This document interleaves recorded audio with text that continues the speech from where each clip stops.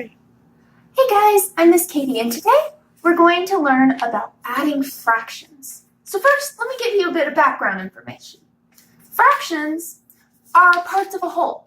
You see this whole circle? This circle is split into 3 parts. So each part is 1/3 of the whole circle. I'm going to cut this apart so you guys can see it better.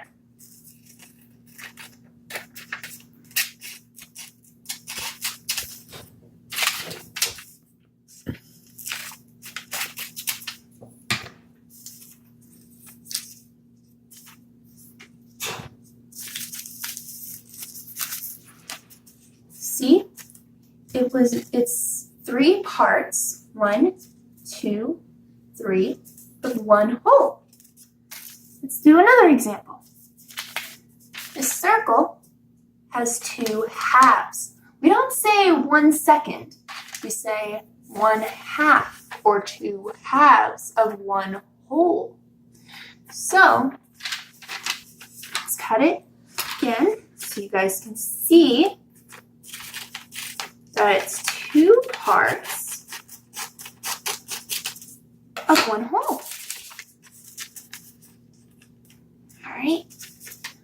So, in addition to fractions being represented by circles, they can also be represented by rectangles. So here, again, we have 2 halves of one whole. Let me cut this apart.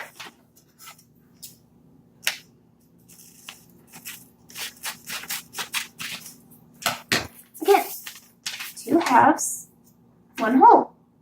It's one whole part, but with 2 halves. And then with this one, it's 3/3. Each of these is 1/3 of one whole rectangle. Let me cut this apart so you guys can see better.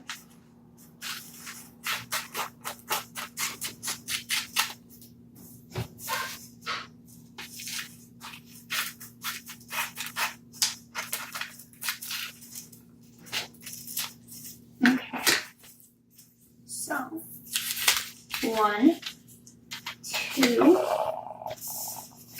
3 parts of one whole. They're 3/3.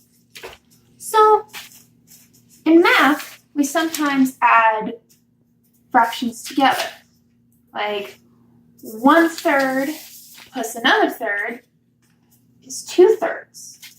But what happens if we try to add 2/3 to 1/2? Well, it's a bit complicated. Let's write it out.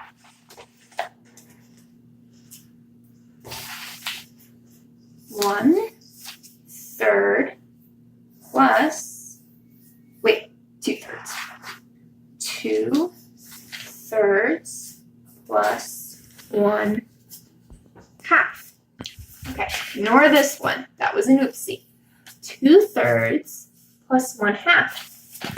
So, in order to do this, we need to make a common denominator. And how we do that is we multiply the bottom number by the other bottom number. So we multiply the 3 times 2, and we also multiply the top number times 2. And then we multiply the bottom number by 3. And then we multiply the top number by 3. So now 2 times 2 is 4. And 3 times 2 is 6.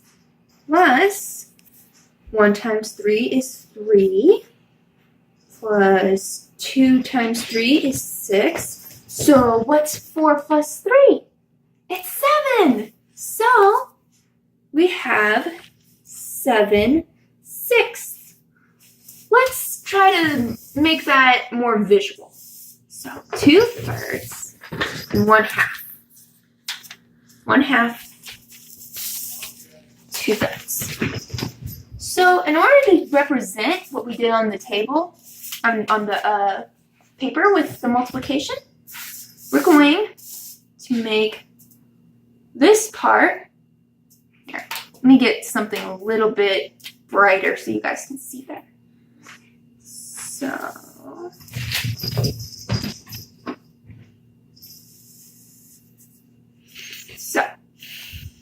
see what I did? I divided the 1/2 into 3. So each of these is 1/6. Let me write that down for you guys.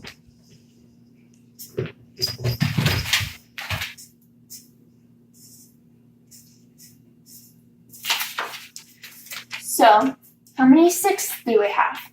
1, 2, 3. All right, let's work on the thirds now. So we have 2 of these.